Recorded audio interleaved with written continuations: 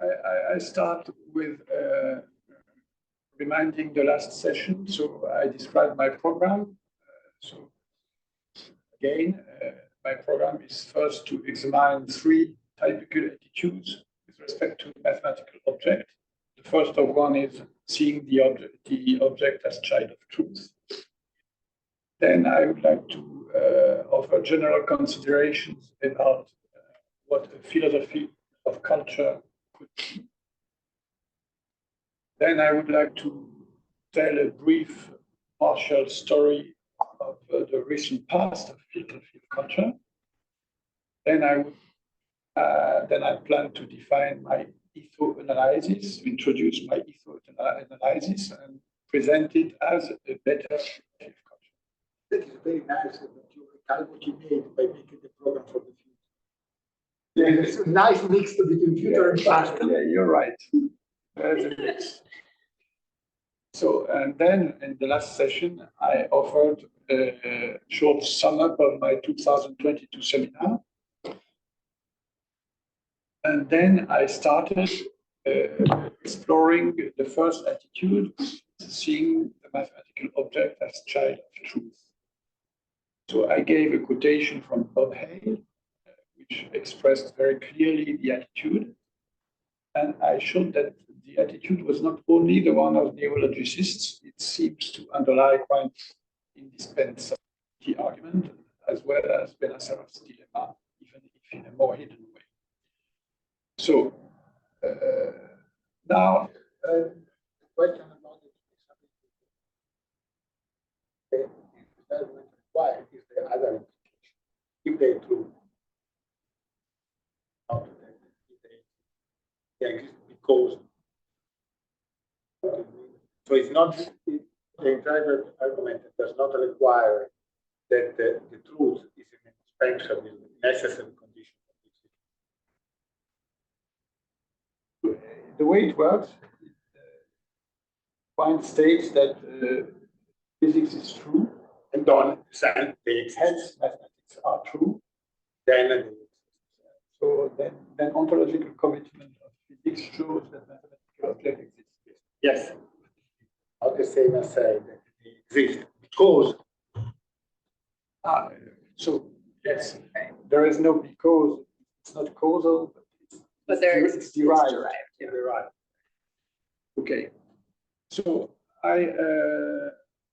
so some more words about the notion of inhabiting the truth. Last time I said that when we see the mathematical object as a child of truth, it changes our relation with truth. We don't see truth, and we don't relate to truth in the same way. And I propose to use the phrase "we inhabit truth." Why did I use such phrase? It's because I think that if the object is child of truth, truth is not anymore contingent upon the objects and conjectural about them. So it seems to say that we possess truth before that kind of contingency or that kind of conjecture. It seems to say that we possess truth in a kind of exceptional and secure way before having any objects. So then I come back to this notion of inhabiting truth on the examples. For example, Quine, for him, as I read him, inhabiting truth means living within physical reality. So I just reminded it that he derives mathematical objects from physical truth in his indispensability argument. And we know that Quine goes as far as understanding even logical truth as included in physical truth. He says that in his famous paper, To the Math, 3 points. And we have to remember here that some scholars think we should revise logic in the name of the double-slit experiment. So that's the way of inhabiting truth as a as the truth of physics, of science, with respect to the world. You mean some scholars, as in people like von Neumann, who thought that we should revise logic as modular, what's the right, orthomodular lattices instead of lattices. That's what I have in mind. Yeah, okay. Distributivity of Right. Rejecting distributivity. Yes, so I don't remember exactly who made this claim. So I said some scholars. Yeah. But I think a lot of others. I think so, but I think maybe von Neumann was the first to point this out. So I think that mathematical realism may be a way of inhabiting truth as well as physical realism. So I think here it means that we don't understand realism in the etymological way, because you know that Kant made the remark that in realism there is the Latin res included, which means that realism should mean grasping the objects. But it may be forgotten. People may have a relation to such theoretical knowledge, for example, as a global dogma, independent. It's not something which says true things with respect to some objects, which would be sets. It's a global dogma that we cannot evade. It makes no sense to imagine that we could evade such theoretical dogmatism. So in that case, inhabiting truth means that all our perspectives belong to us, to a world projecting the truth we inhabit. So we have the truth of ZFC. It projects the world, and we inhabit this world, and all our perspectives are inside this world. I make it a bit more precise. ZFC. Why? What does that mean? Zermelo-Frankel with choice. Okay. I learned, thanks for Levy, that English people say ZFC, like us, and American people say ZFC. Yes. So I'm making progress. So I try to be more precise and more sociological at the same time. I'm going to invoke my experience of mathematicians. And a lot of them, they think that ZFC, thanks God, allows us to keep on living in Cantor's paradise. So there is this notion of living somewhere, inhabiting something. But they add that because we are thankful to ZFC, ZFC's truth is something we should never escape. And so mathematicians are ready to recast any philosophical or critical observation in the language of ZFC. So it was, I just tried to give you two ways of interpreting this inhabiting truth, as a physicalist truth or as a mathematical truth. Then I'm coming back to Spinoza, which is going to offer us another way of understanding that, according to me. So what I have in mind is Spinoza's famous phrase, verum norma sui falsi. I don't know how I should pronounce it. So I'm not a Spinoza scholar, so what I am going to say, I intensively a small text of another Pascal Gillot, who is a Spinoza scholar, and I heard her saying that many years ago, and she gave me so I used it. So verum norma sui et falsi, it means that the true is norm of itself and of the false. And we find the quotation exactly in a node. You know that in Spinoza you have propositions, proofs, and nodes. And most readers say that the most essential part happens in the nodes, which means outside of the proofs. So here is the node. Further, what can there be more clear and more certain than a true ID as a standard of truth? Even as light displays both itself and darkness, so is truth a standard both of itself and of falsity. It's note of proposition 43. So the note says very clearly that there is no other standard for truth than true ideas, which seems to say that truth is its own standard. What does it mean that the notion reduce truth to something else? It seems to mean that, but we are going to see more precisely how he thinks that. I think this has at least some precedence in Augustine. In Augustine, in his arguments against Manichaeism, in his conversion. Yeah. Because in Manichaeism, light and dark are simply opposites of one another, that are sort of equal valence. And Augustine argued against that picture. Yeah. So That's right. He takes the light to be prior. Yeah, yeah. Right? So they can't be equal. Right. So I think this thread through Spinoza came at least from that. you clearly can apply this to theology. Yeah, no, I don't mean, I just mean as scholarly, I think that's the precedence for this. I think that in the case of theology, it turns to be ontological, because people who are saying that, they most often think that God is the principle of everything. Mm-hmm. So in that way, so we have to explain what exists, which is not God or in accordance with God's purpose. How we understand that in the theological context. Here in Spinoza, I have the feeling that it's really about truth. So you heard that in the second part of the quote, Spinoza seems to accept the comparison between truth and light. And he seems to estimate that the way light severs itself from darkness means the same as a normative control of itself by truth, which is not immediate to me.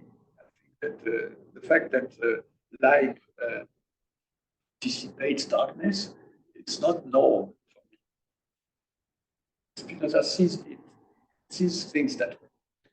And he also rejects any comparison of our ideas with paintings, pictures on panels. Let's read his quotation. For to have a true idea is only another expression for knowing a thing perfectly or as well as possible.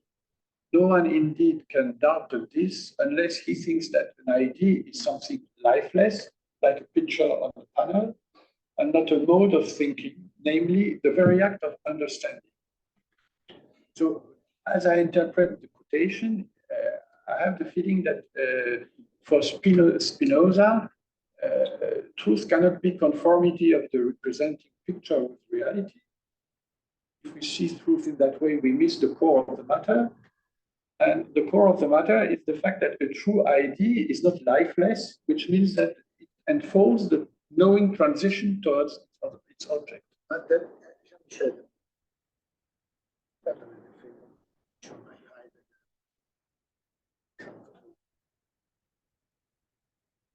As a simplicity, like Aristotle in some sense. So it seems that here what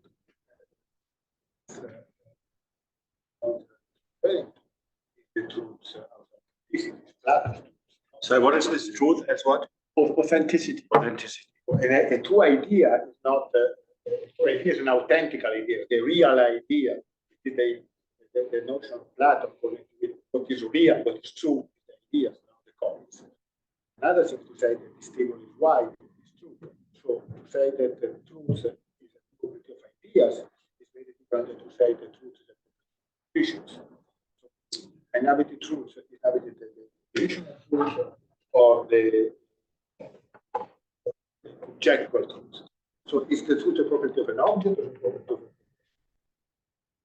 Yeah, well, it's part of the issue. I would agree with you on that. But then I think that in Heidegger, the opposition is between truth as event and truth as truth of a proposition. Yeah. As a correspondence of a proposition with reality.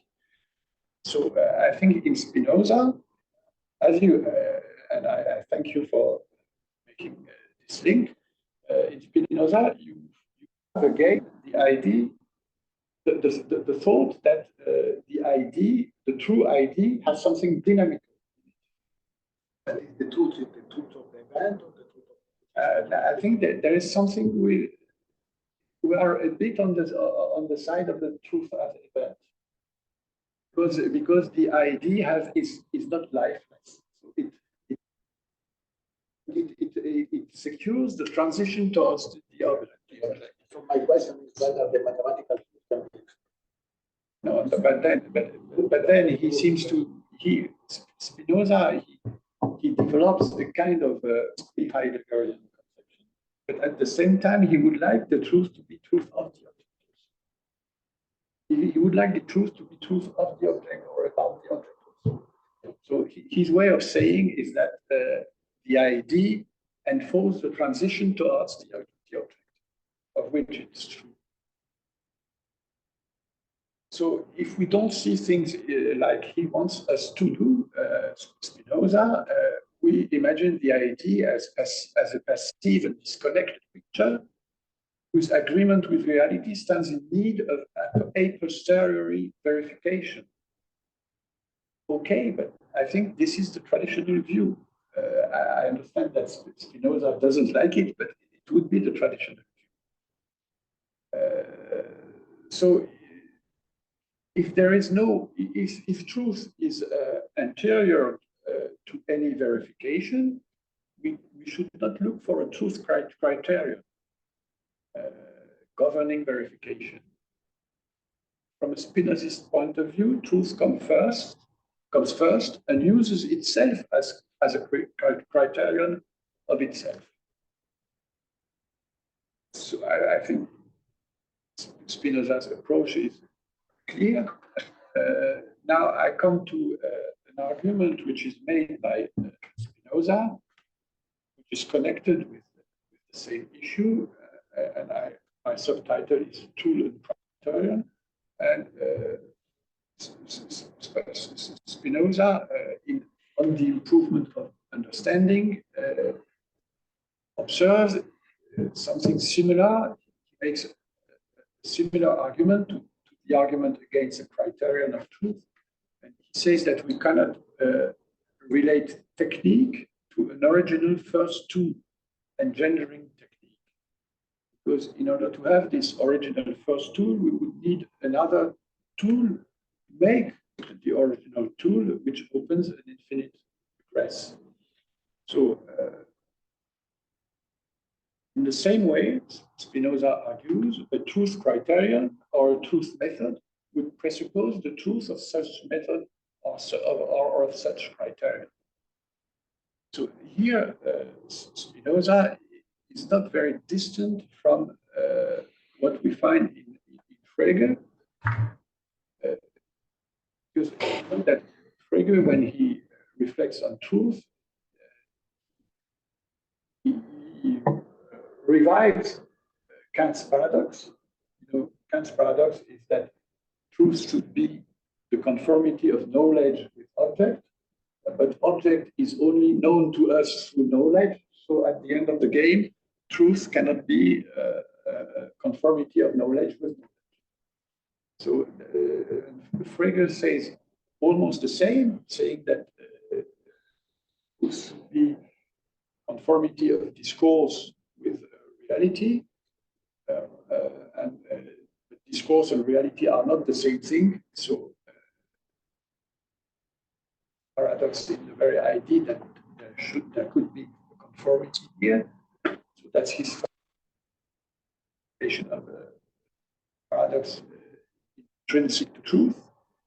And then his second approach is that if we had a criterion, a truth criterion, this truth criterion would say under which conditions a statement is true. And so when we apply the criterion, we should be able to conclude that the conditions mentioned in the criterion are truly met. So we need to know already what truth means before applying our truth criterion. So really what it claims to be The argument of the ethos. The argument where? The argument of the ethos about the definition of knowledge by the people. Because of them, we have knowledge by the people. Who are the justification, the truth justification. Yeah, So we have a sort of the same kind of infinite regrets. Yes. So I think that what Spinoza says is not exactly the same, because he says that a truth criterion should be truth, or a truth method should be true. So it's not as detailed as in Frege's formulation, but it's a similar abyss, I would say. But the problem is that Frege, I see the point of Frege. Frege, in some sense, as antithesis, has been discussed by take their date. Criterion is there independent of truth. So why say that the large object exists because they're referred by in terms of position, because the truth of the position is logic. Not really logic, but it's not relevant. Let's say logic. So there is something logic in for truth. We have a source of truth. Yeah. That is independent of the reality. Yes, I read your Tyler Birch paper, and he insisted very much on the fact that truth, abstract realm, is external to us. Yes. We have no power on it. Then we know it logically, this abstract realm. And this logical knowledge, says Tyler Birch, is of two types. On the one hand, we know some things because they are entailed by other things that we are able to observe. So here it's applied in a logical entailment, and also and basic truths, they are self-evident. That's what he says. So so that's the point is independent of the fact that there is an external reality. Yeah. The point is that for truth, for Frege, there are something that is given as itself, as a part of use. I think enough to say, I don't remember the formation, but in some sense, you have to trust them independently of any other source. This is original. Yeah, I understand that. I read the paper and I understand that very well. But then in the paper, also Tyler Birch is rather clear on the fact that these logical truths, they don't speak about any object. This is exactly where it's wrong. No, that's how it is. Frege logic. That's how it is. Logical object. But I think it's not without context. So our conception of logic, not Frege conception, as a concept. Content is given by the object. No, there is a content, but it's a thought content which belongs to the third world. But it's not an object in the sense of neologicists, they have added something, which is that from the logical truth, you transition to logic. No, this is not added. This is really absolutely evident. Virgin does not see it, but it's a problem of Virgin that is absolutely clear. Okay. This is something that the neologists did not add. This is already there without any doubt. I think it's very important, but I'm going to come back to the issue later. So then there is another thing in Spinoza, which is also quite important, is that he thinks that when we have a true idea, it comes with our awareness of the truth of our true idea. So we cannot think the true without knowing that we think the true. So here is a quotation from Spinoza. He who has a true idea simultaneously knows that he has a true idea and cannot doubt of the truth of the thing perceived. So the true idea enfolds conscious information about itself. This needs justification, and Spinoza proves it proceeding in a strange way by coming back to God. In French, I would have said remonter en Dieu, mais climbing back to God. For a moment, j'ai compris que back to God. Spinoza to God, they say, So that's a strange kind of proof. I'm going to detail you the proof, although I have made it a bit simpler. So the first point is that our ideas are God's ideas. So our ideas are part of the larger collection of God's ideas. So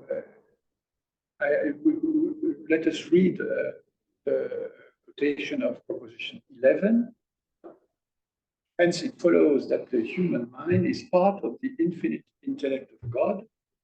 Thus, when we say that the human mind perceives this or that, we make the assertion that God has this or that idea, not insofar as he is infinite, but insofar as he is displayed through the nature of the human mind, or insofar as he constitutes the essence of the human mind. When we say that God has this or that idea, not only insofar as he constitutes the essence of the human mind, but also insofar as he simultaneously with the human mind has the further idea of another thing, assert that the human mind perceives a thing in part or inadequately. So you see that our ideas are part of God's self-explication. There is a self-explication of God, a lot of ideas, and part of these ideas are ours.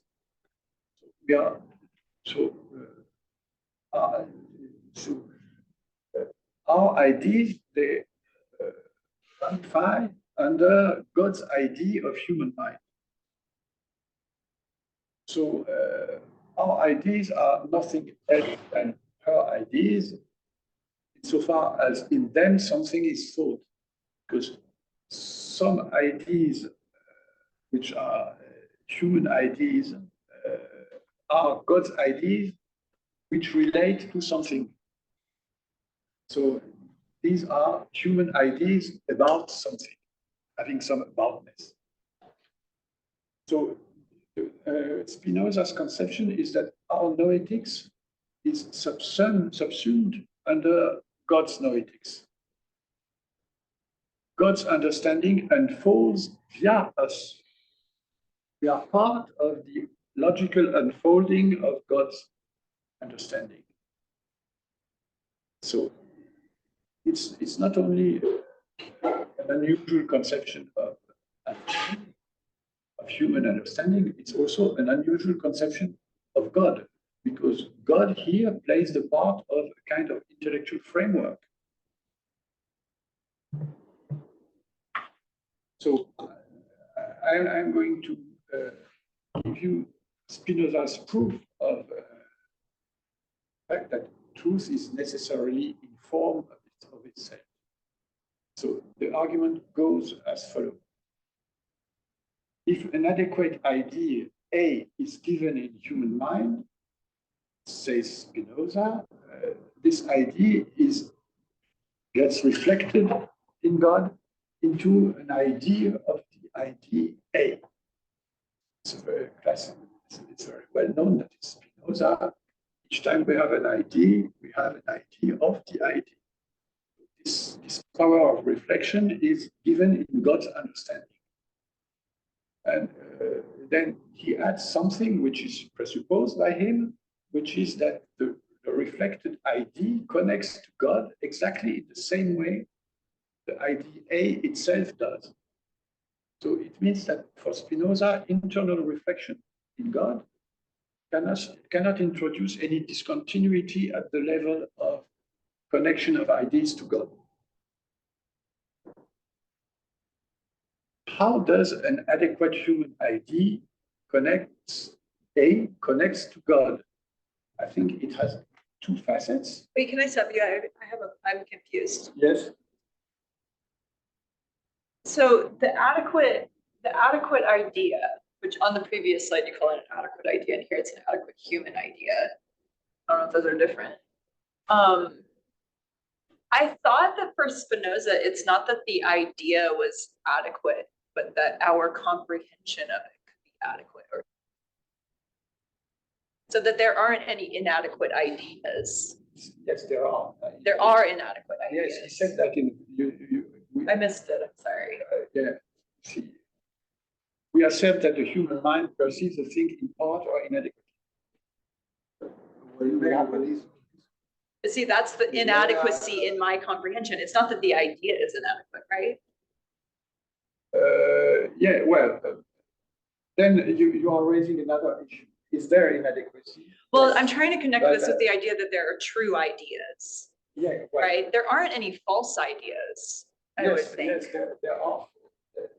So we are going to see that ideas as part of God's understanding are always true.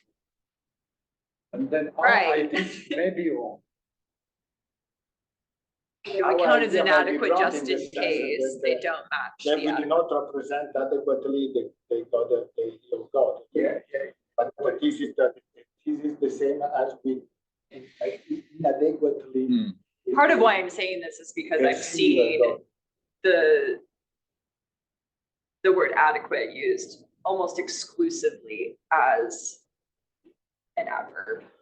Jean-Michel, if you think that all God ideas are adequate, No, I'm wrong. sorry. Adequate idea. If you think that all Yeah, God idea, he says that we are going to meet adequate ideas. Yes, yeah. if you think that we have all the idea, God idea of adequate, and there are also non-adequate ideas, it means that there are ideas that is not God. So where are the ideas? No, they are outside God. Yeah, I think that's a good They are question. still in God, but they are partial. They make Then- sense. Oh, it could be an They idea at all originate- if it didn't They somehow. originated, but our Wait not for a minute, well. Ian. Part of God's built idea could be God that idea. So what that is idea inadequate is is inadequate. not the idea, it's our representation of the idea. right?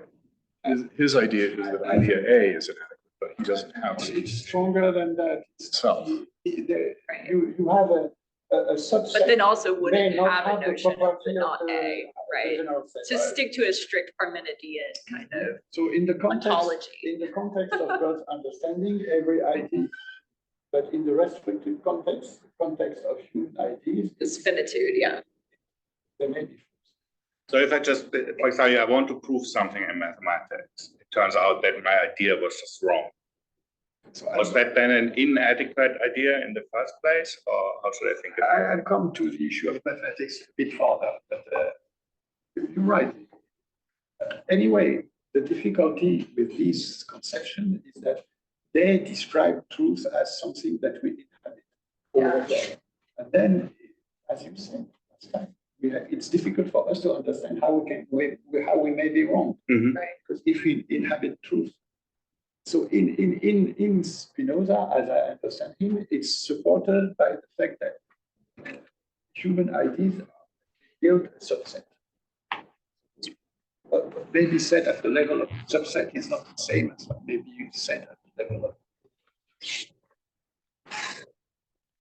of God's understanding.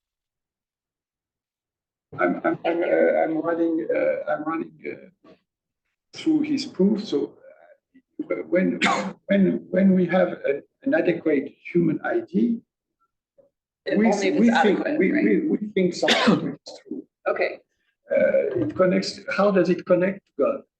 First, it connects to God by the very fact that our ID is part of divine understanding. Our human mind is part of God's understanding. And the second point is that A is adequate. So if we transfer these two qualities to the ID of ID A, we get that human mind has an adequate ID of idea A, and that's exactly what we meant to ascertain, because we wanted to say that when we have a true ID, we are aware of it, and if we have an adequate ID of our true idea A, it exactly says that we are aware of this. So I made Spinoza's reasoning a bit simpler than what you find in the book, but I think it's still the essential.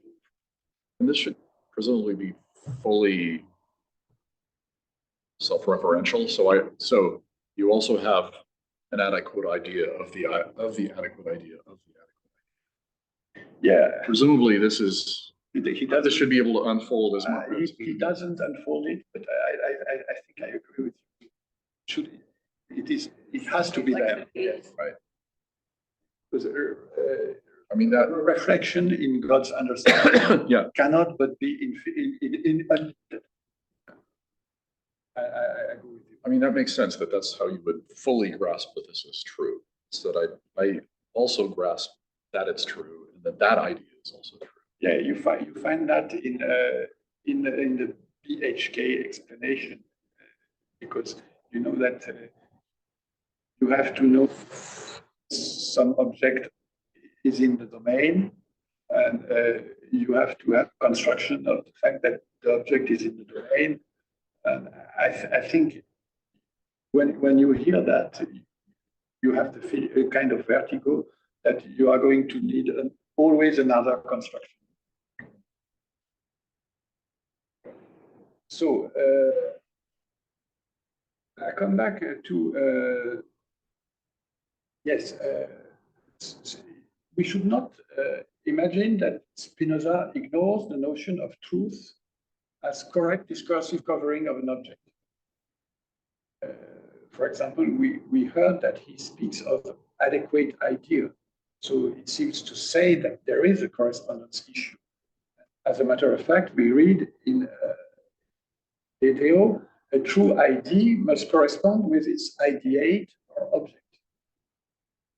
It seems to coincide with adequationist principle. But then, to make things more complicated, we learn that, as I already said, because of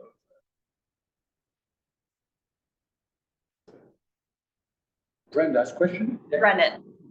Brennan. Yes. Okay, Brennan's question. We also have all ideas insofar as they are referred to God are true. So it's a kind, I like the expression, insofar as they are referred to God. It seems to say that it's a system property. The idea as part of God's understanding is true. So it seems to say that God is never wrong, but not in the usual theological way. So the assertion that God's ideas are always true is derived in Spinoza from what is often called the principle of parallelism. Here I give you this principle. The order and connection of ideas is the same as the order and connection of things. So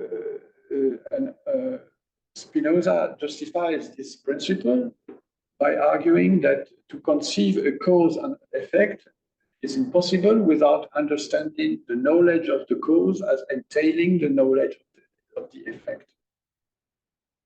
In his ontology, we know that there is an infinite nature of God, and God as substance is infinite, but there are two attributes which describe its deity, which are mind extension. So what Spinoza exactly seems to think is that there is a logical development in God's mind, and there is an ontological development in extensions in the realm of extension. but it's only two descriptions of the same reality. Right. So Modes. when an idea in God has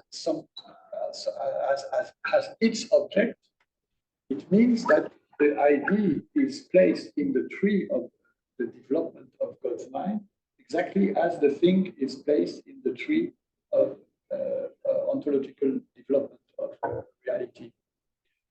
Every reality. So Ontological reality, is that the physical world? yeah, Bodies. yes. He uses the word corpus. So it's like it's bodies. No, he speaks of the body in the ethics in a very naturalist way. And is that what you're referring to? It's that body stuff? No, I think When you talk about the ontological. no, I think the ontology is that substance is every reality. Okay, I gotcha. I didn't say it. I'm going to say it a bit farther. So his fuller ontological theory involves all the modes. Yeah. Right.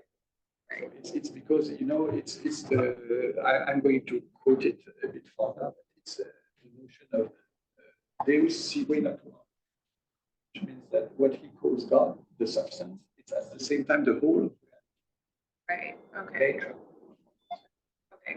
So it's not the usual God.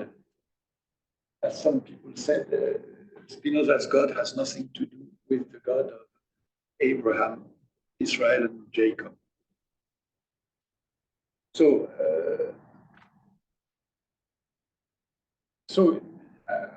again, why is every God's idea true? It's because this idea is placed in the derivation tree exactly at the same place as its object. So there is a kind of reflection. It's the same. One is adequate with respect to the other because they are at the same place in the derivation, which is both ontological and logical. So the truth of ideas coincides with their derivation in God's understanding. One could say that this looks like there is no syntax because there is no language. But just to give it some flavor, I added it. But and truth is a standard for itself.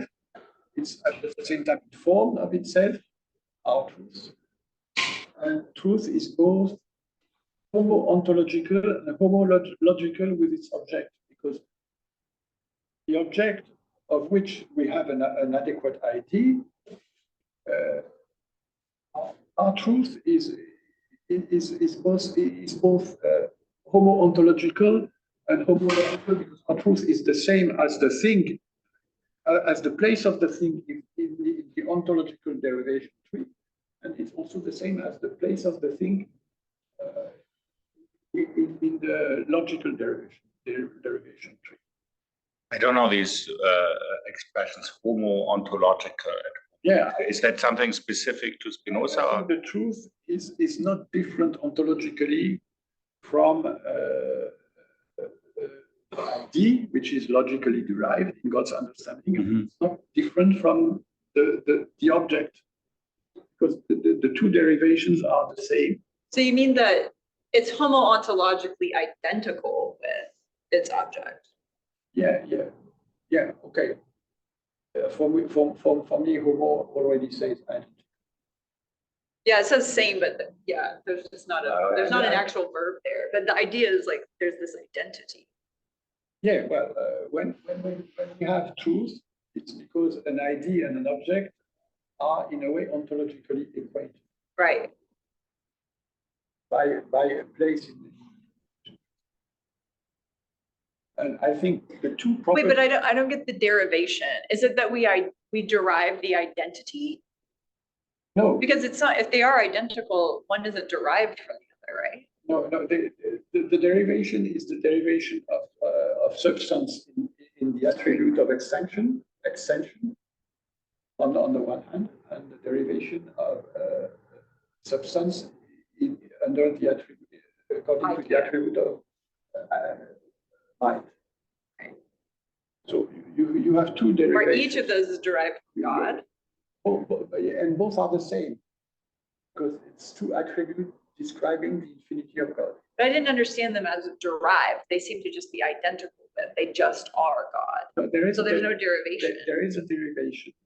What is derivation here? Should I think about it like derivation, like a syntax, like a tree, like in a Chomsky grammar? I would Is think derived derivation something else? requires Yeah, well, distinction, I think right? that in the quotation, in the explanation he gives of the principle of parallelism, he speaks of derivation at the level of mind, because he says that we know that there is an entailment of the knowledge of the cause, as far as the knowledge of the effect.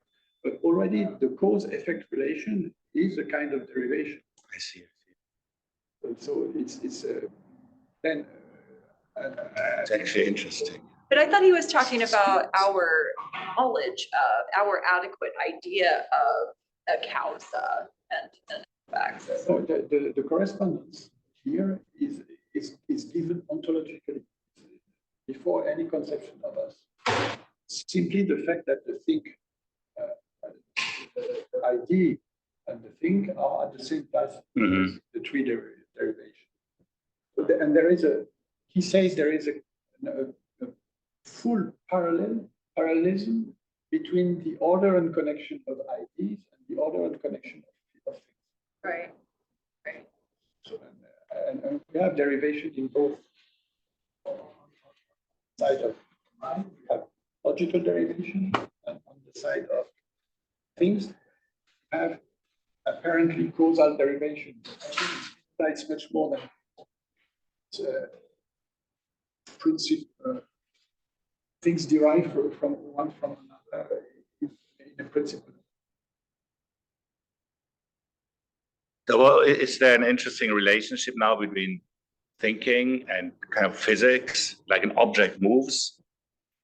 Is that the same thing as the object kind of, as God thinks the object moves?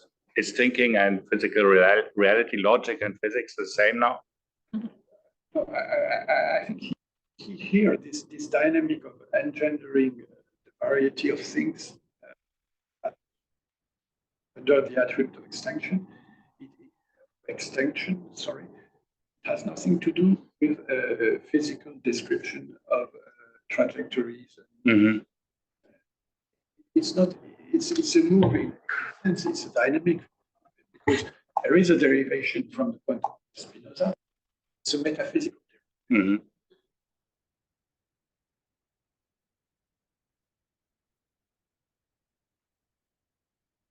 So we inhabit truth in Spinoza because our understanding is part of God's understanding is truth, realized.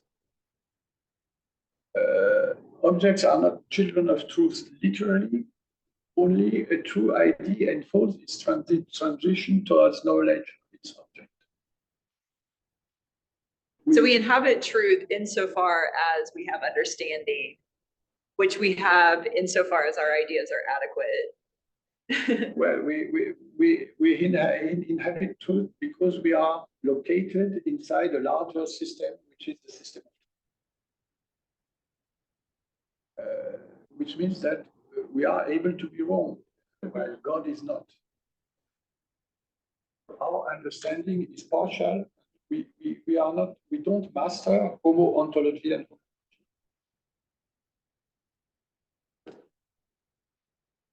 okay.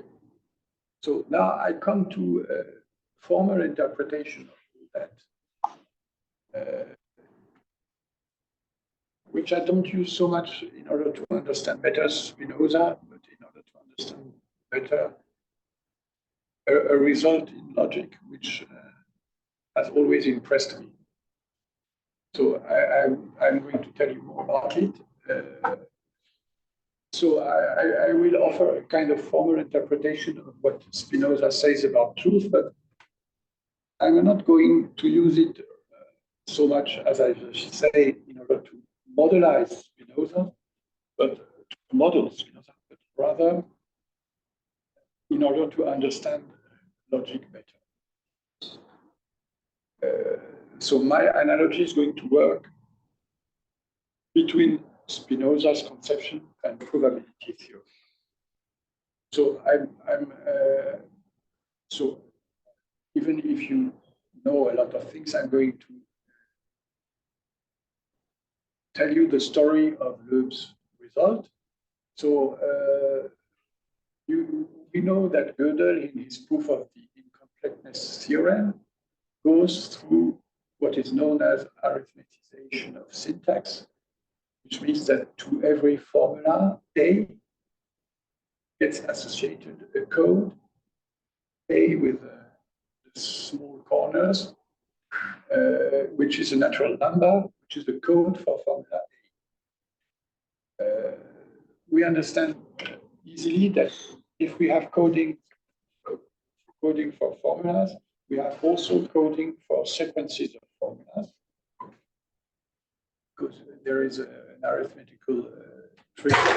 There are a lot of arithmetical tricks which allow that to code sequences of natural numbers, finite sequences of natural numbers by only one natural number, which means that we are able to code the correct proofs, for example, of the system of formula arithmetic, I mean here, PA.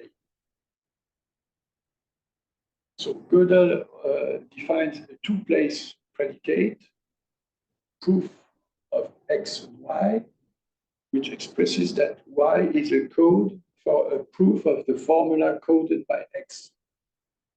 He shows that the predicate proof of X and Y may be written inside formula arithmetic PA. So it's not external to the language.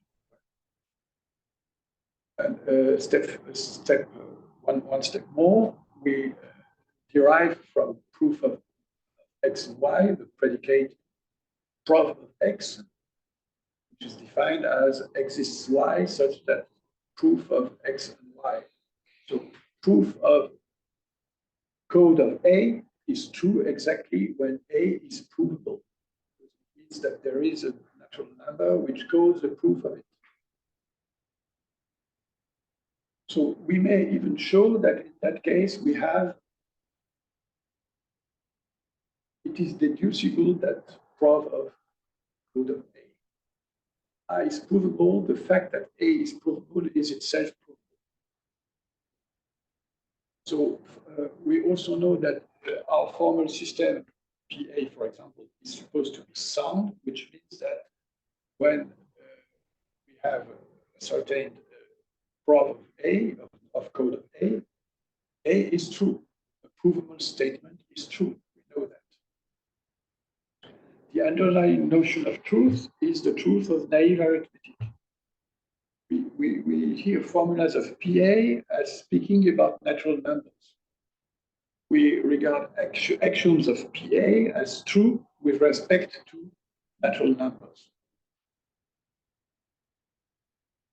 And as far as inference rules keep truth from one step to the following one, it appears that the concluding theorems of proofs have to be true. So, according to this reasoning, when prof of code of A holds, A necessarily is true. But then we could hope to prove such entailment in the formal system. It means that for any formula A, we would have as a theorem, prof of code of A entails A. Still, it doesn't work that way, because Loeb has proven in 1954 that if ever prof of code of A entails A holds, then we already have A is deducible. So the only formulas about which we prove that their provability entails them are the provable formulas. So I made this result in Boulos because and Boulos parallels this result with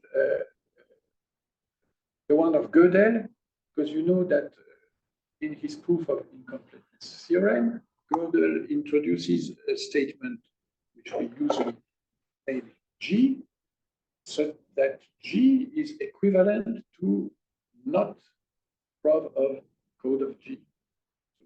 It's the formula which says from itself that it is not provable.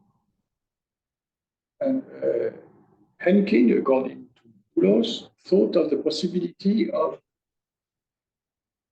doing something symmetrical to what Gödel did, and to envision a beta such that beta is equivalent to not prob of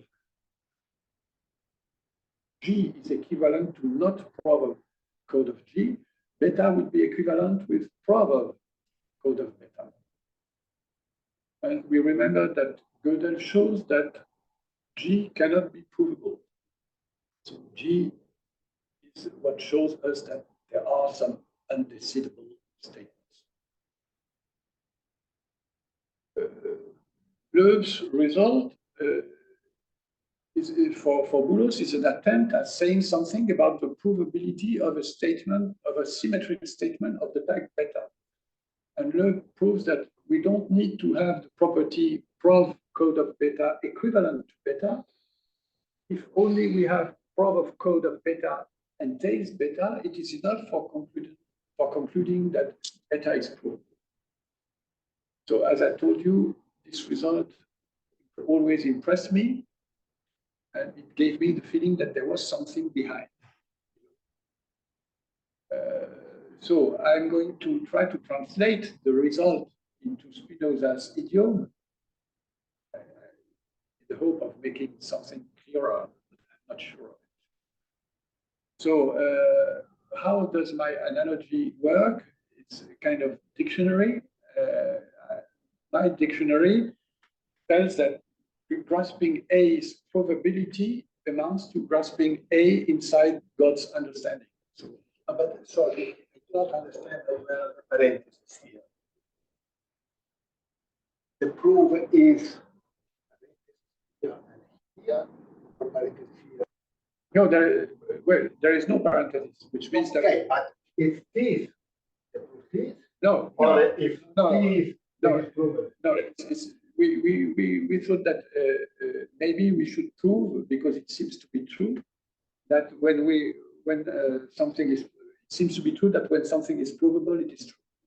So we could hope to prove that in the formal system that prov of code of beta entails beta.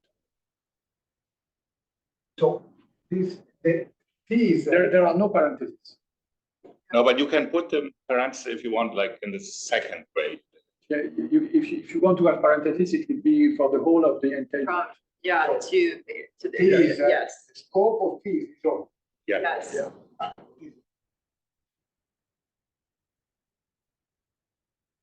So I offer the dictionary that grasping A's provability is the same as grasping A inside God's understanding.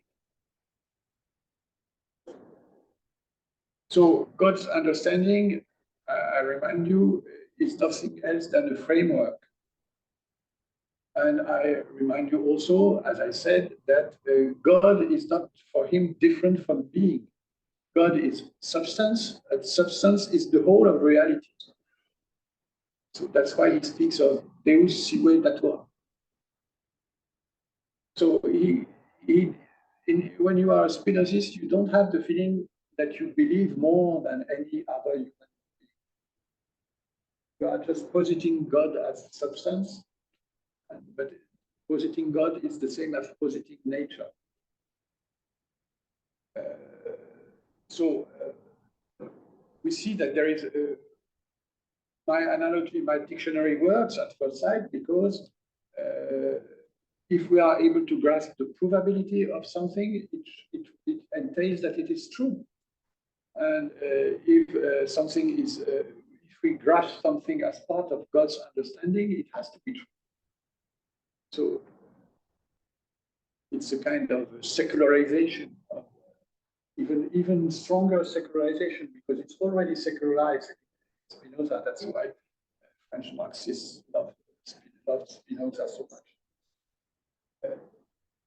So what Loeb seems to say, that if I use this translation, what Loeb's result seems to say is that if we access A's truth through its validation in God's understanding, it means that we were already able to grasp A inside God's understanding.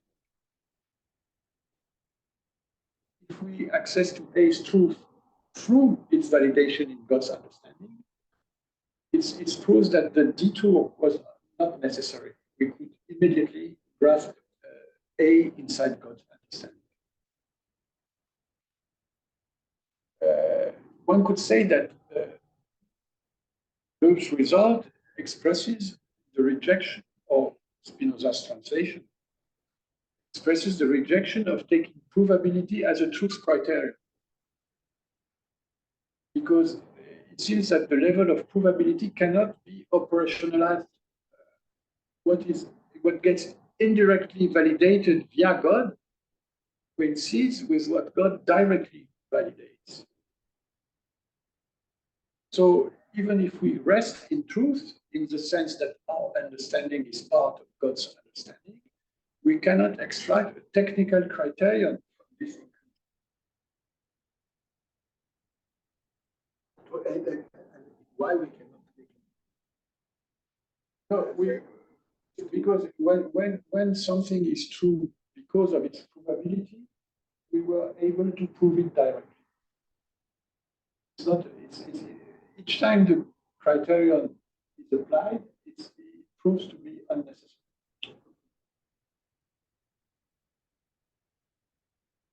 So Spinoza would say that in some cases we are aware of the fact that our ideas are God's ideas. Yeah. To say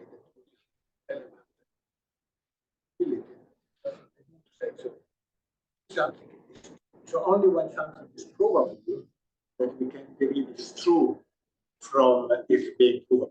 Yes. So it seems to be found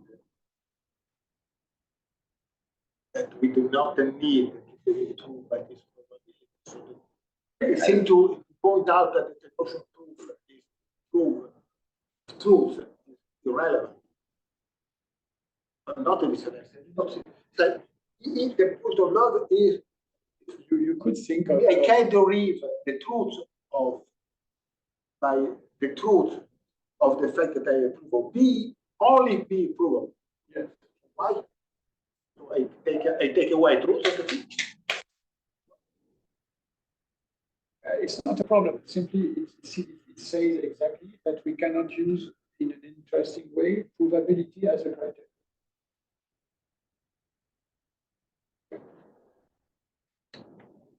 I like that. Okay, so we don't need to. No, you go farther than me. No, but it's I don't go that far. So I come back to Spinoza. He says that sometimes we know that our ideas are God's ideas each time we have a true idea, because in that case we know that this idea is true, which means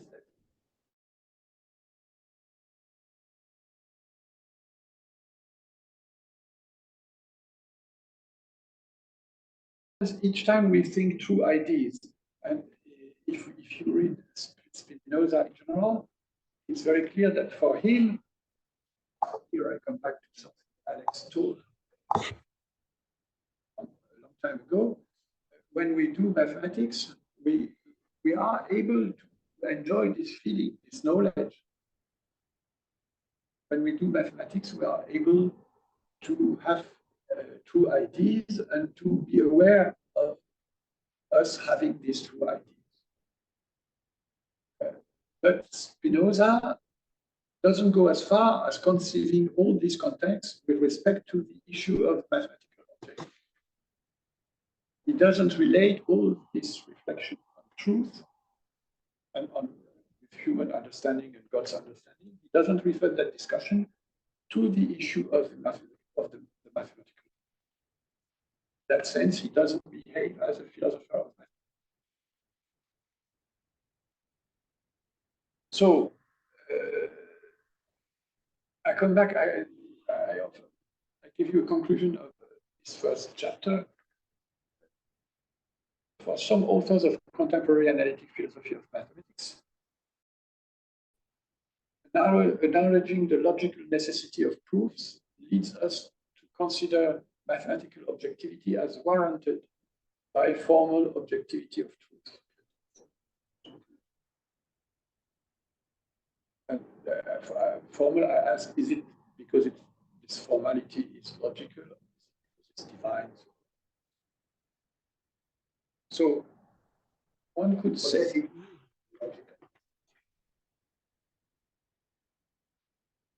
no, I think it was my way of reformulating the idea of the object as child of truth.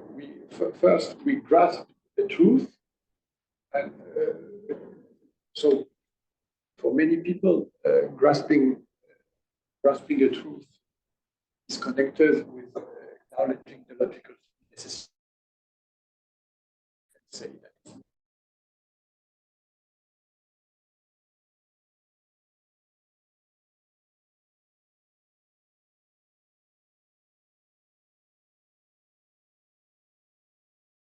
Logical truth. I think that maybe one could say that every genuine logicism must include such vision. That maybe the correct way to understand the fact that mathematics is a development of logic is to think that mathematical objects are children of truth. That's the mathematical object, huh? Yes, I mean, in English, mathematical objects are Children the of children truth. of children of. So maybe neologicism is right because it was the basic idea of logicism. To see mathematics as a development of logic means exactly understanding mathematical objects as children of truth. Maybe one can say that. I understand very well how you can believe that, adhere to that. So then I ask a bit further, how can we understand and justify the attitude of taking the objects to be the children of truth? Because I still have a difficulty with that because I think that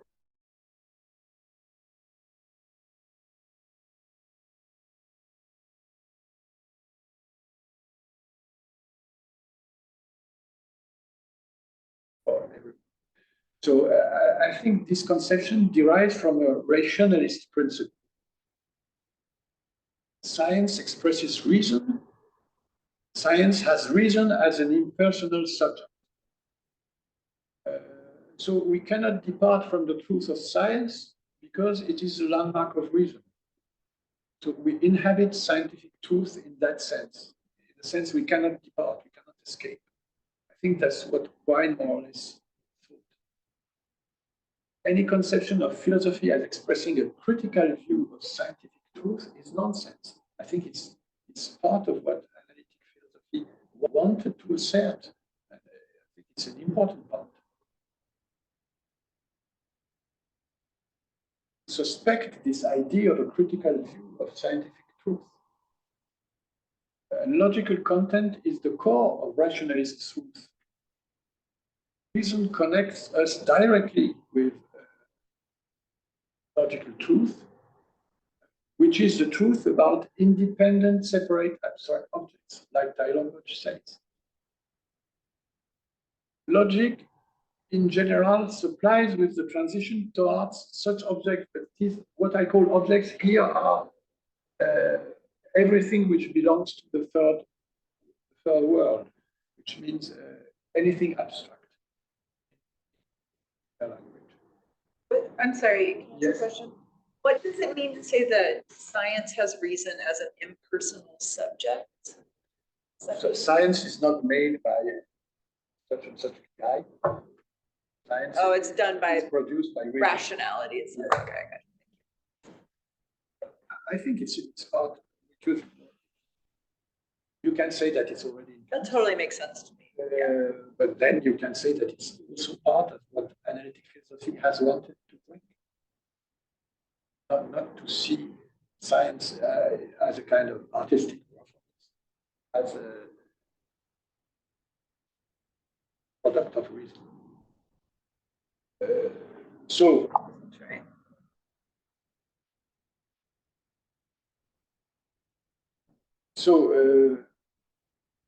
and they would say that we have to think that way if we stick to the rational stuff. Means at least that, contrary to Benesseraf's requirement, mathematical truth is not classical. If mathematical truth is truth from which the object derives, it's not classical, because classical means truth coming after the object. So mathematical truth expresses original inhabitation of truth by reason as such. And I think it's more or less what, the way Tyler Birch describes. Not logical truth. I have a question. So you go between math and science, but you could also think of math and science as being completely different activities, right? Yeah. Because one is experiment and the other is proof. Yeah. So how should I understand? I'm following a trend. Mm-hmm. I don't say I think that. Yeah. But I think for people who see science as the product of reason, clearly there is a continuity between science, mathematics, and logic, as you find in quine. So the point is that mathematical truth is not classical. Truth in mathematics is there. Yes, if mathematical truth is logical truth. So I would add that such vision sees. And what if mathematical truth is historical? Logic is there before mathematics, because what is we say in the end of the story? The same argument. It seems to me that your argument that they totally agree with does not depend on the fact that logic is logic. It depends on the fact that logic is there before. Also, history is there before.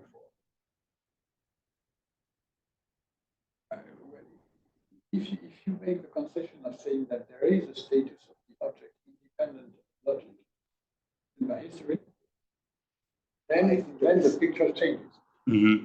I agree. If you are thinking it that way, you are not a standard analytic philosopher as I described. Yes, but I say I know that. It's a long time. No, but that's not the point. The point is that the same argument applies. Your same argument applies. The argument would say logic, mathematical truth is not classical because the truth is there before. But no, but if history gives us objects, then mathematical truth can become classical. no, history does not give us the object. Truth give us the truth. Stop history, they give us the truth, not the object. That is the point. So okay, so you are then, if I understand you well, you are fine with having a mathematical truth which is not. Yes. I don't need logic for that. This is my point. I don't need logic. I simply need a source of truth that is independent of the real object. And logic can work perfectly well. Yeah, okay. Well for that, but also history can work perfectly well for that. This is my point. Yeah. You may. It's also possible. You can interpret Kant in that way. Yeah. For example. It's also, but you are making various suggestions. Yeah. By the way, that they are not classical analytic philosophers is obviously true. It's not a discovery. In any case, Milan is 1-0. Good. Happy for you. In the very moment in which you are saying that is happening. Well, what? So, Milan won? So Soccer. At least it leads. But first, I want to try to finish my point. No goal. So I think another part of this vision, because it's a vision of science as a product of reason, and then we have mathematical truth, which is part of scientific truth, and logical truth, which is part of mathematical truth. And maybe mathematical truth is going to be non-classical. Another part of the vision of science is that science is seen as a network of theories. each theory, because it is a logical skeleton, it expresses reason as the principle of well-grounded knowledge. That's the picture which was given to Vienna Circle. So, how can a discontinuity appear in this picture? I think discontinuity appears when our theories cease to have objects derivable from rational truth. Logicism claims that such discontinuity doesn't happen with mathematics. So mathematics still has a non-classical truth. But does discontinuity appear with physics? I think Quine would answer no. He would say that the truth of physics, well, it's difficult. I don't know. It's very difficult to construe his position because he says that I'm still an empiricist, and at the same time he sees mathematics and logic both involved in the truth of science.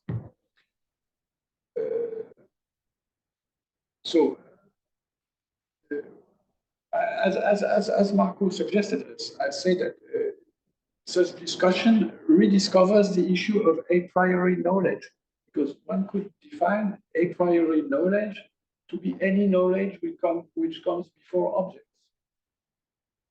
And, so now the connection with intuition is lost, because understanding may carry a priori knowledge as well as intuition. And that's Marco's position, but it was also the neo-Kantian position.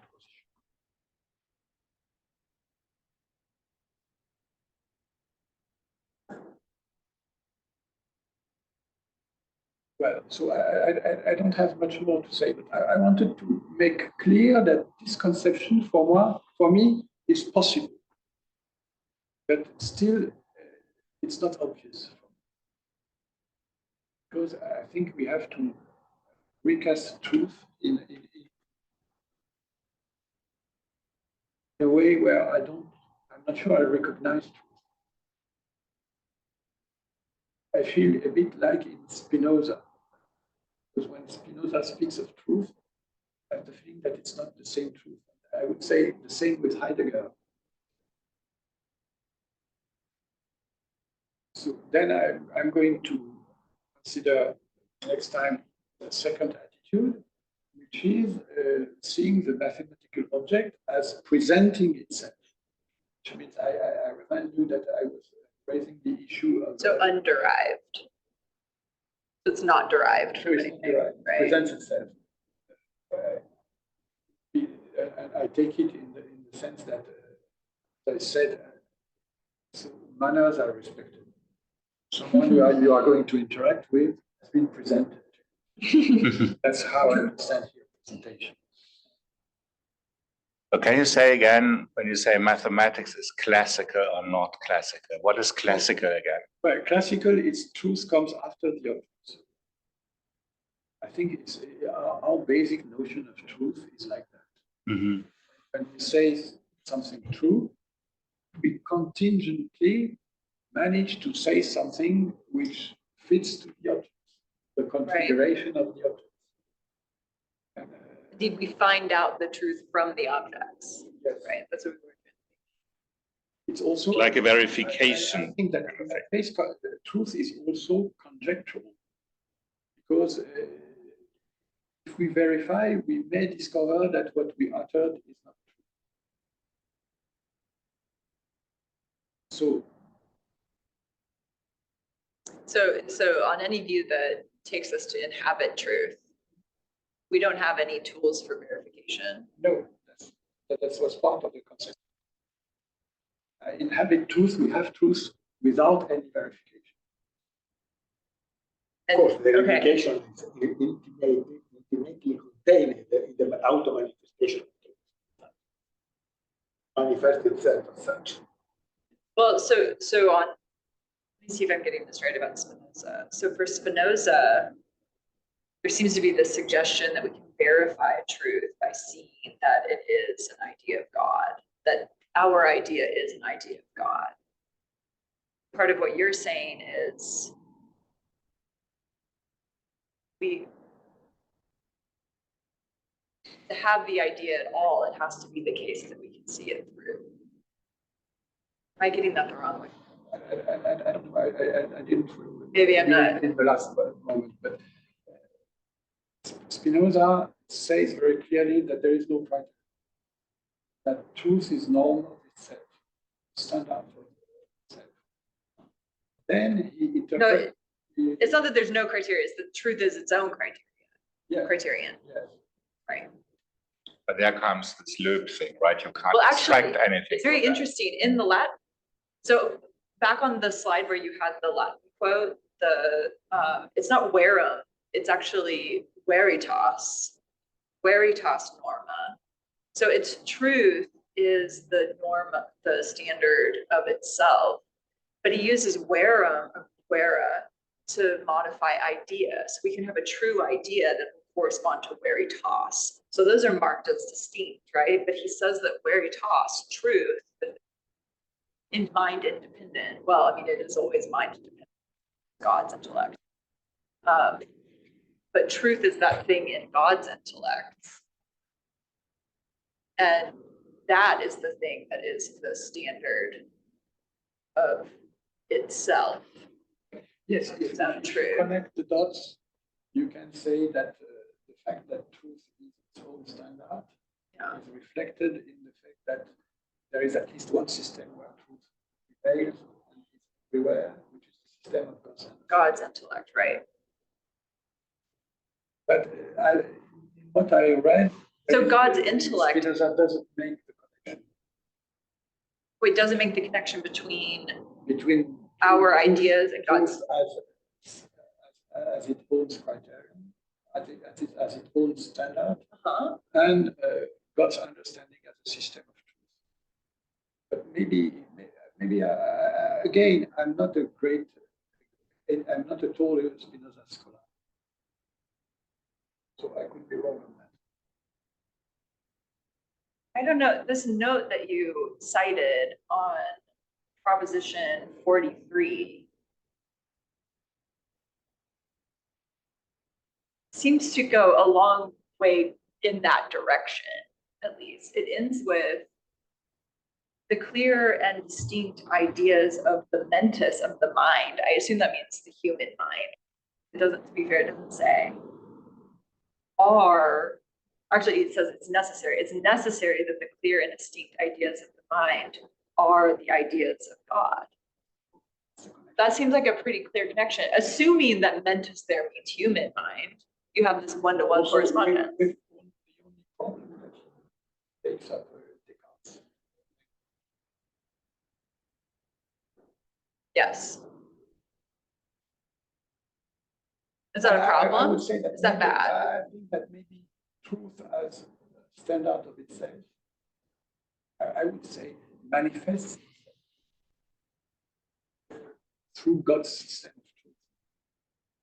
Okay, so avoiding clear and distinct. I don't know, but I don't know enough. But he also to uses deal with the issue. But for me, this conception of God's understanding, our thoughts as part of God's understanding, only the restricted part, and the conception of truth itself, I take them to be two different things. Even if, it's true, there is, some people say that, I heard people interpreting Spinoza's words about, we know that we are eternal. At the end of ethics, it says that when we are free, we know that we are eternal. Oh yeah, the freedom we stuff. have no doubt about that. I heard people, for example, Barrett Smith, he understood that as meaning that, that we can devote our life to something which is beyond any death, which is the pursuit of truth. And so he understood Spinoza in that way. So this makes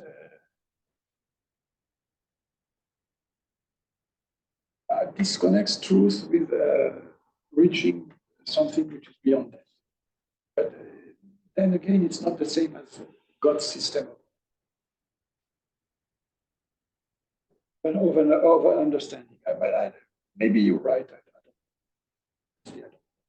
I don't know. I mean, it's very difficult to work out how Latin is supposed to work. It's just not a very logically rich language. But so he says, again, in the same scholium that you have pointed us to, he says, what true idea can be given that is clarius, clearer, and certius, more certain than the norm or the standard of truth? And then he goes on to say, truth is the standard of itself and of falsehood. So that makes it seem like the true idea that we have in our mind just is the standard of truth. Yeah, but truth is the standard of itself. So there's a one-to-one identity between our true idea and the truth that is in the mind of God. I mean, again, I'm trying to string together logic in Latin, which is very hard, but it does seem like that's what it says.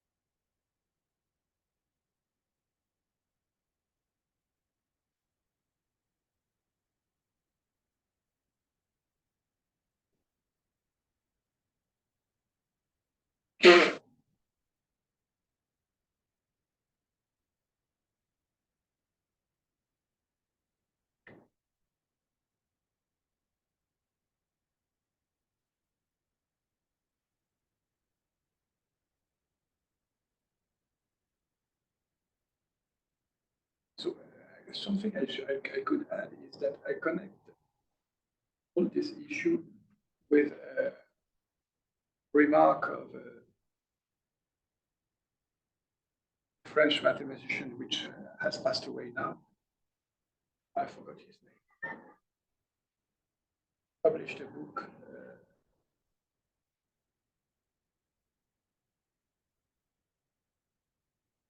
We were working in Paris together. Marco, he was still alive.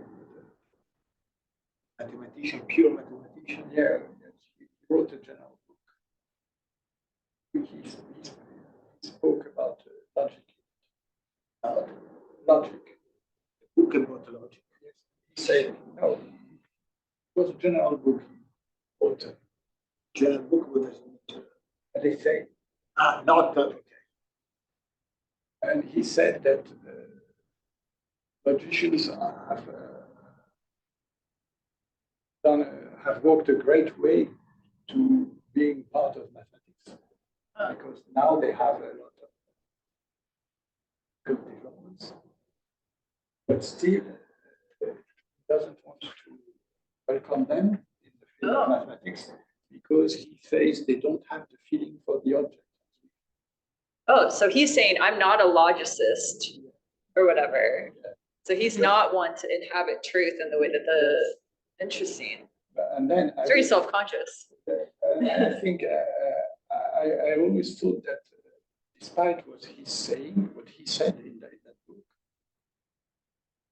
contemporary development of logic was also the discovery of a lot of logical objects. For example, trees. I think the development of logic has revealed that logic also had its own objects. One could say that in the Handbook of Mathematical Logic, there is a chapter about categories, discovered objects. Yeah, right. Anyway, formal languages and formal proofs are new objects of logic. So I think I cannot follow slate mathematicians.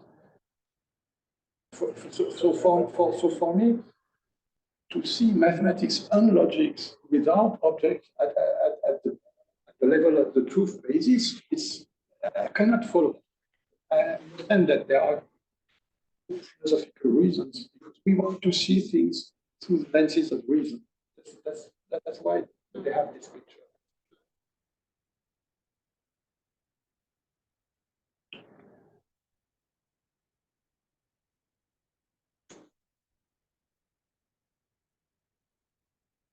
It is a mathematician. I forgot the name. I remember that he was gay and he also relations, intimate relations with Jean-Michel. That I remember, which is not good. You remember? My mathematician. Is that an adequate idea or an inadequate? I remember the gossip. Very inadequate. Flau or something like that. Flatto. Moshe Flatto. Now it comes, I had to tell the story of intercourse. You got it in. Okay. So politically very incorrect. I don't know whether you could comment, Chapman, after that. I remember that arguing against him using that. Jean-Michel was a very particular person. So to say that you are intimate relating with the Jean-Michel does not mean the same that to say that invitation will take 1 hour. It's really a very particular subject.